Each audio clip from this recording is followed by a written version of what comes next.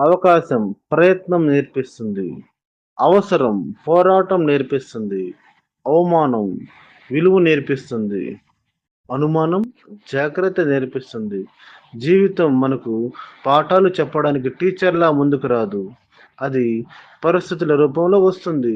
నీకు ఒక అవకాశం దొరికితే అది నీ టాలెంట్‌ని చూపించడానికి కాదు, నీ ప్రయత్నానికి పరీక్షించడానికి వస్తుంది. అవసరం వచ్చినప్పుడు మనిషి అసలు శక్తి బయటపడుతుంది. పోరాడడానికి వాడికి విజయం రాదు. కష్టాల్లో ఉన్నప్పుడు నువ్వు నేర్చుకునే పోరాటమే రేపు నీ గెలుపుకి బలమైన పునాది. ఇప్పుడైనా ఎవరో నిన్ను అవమానించారా? అది నీ విలువ తగ్గిందని కాదు, నీ విలువ వాళ్ళకి ఇంకా అర్థం కాలేదని. అవమానం మనసుకి గాయపరుస్తుంది. కానీ అదే గాయం నిన్ను గెలవడానికి మండే అగ్నిగా మారుస్తుంది. అనుమానం అది చెడు కాదు. అది ఒక హెచ్చరిక.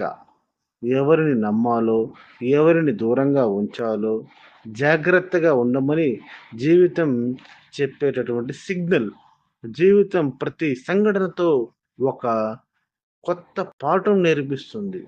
నువ్వు పడిపోతే అది ఒక ఓటమి కాదు. లేచి నిలబడకపోతే అది ఒక ఓటమి.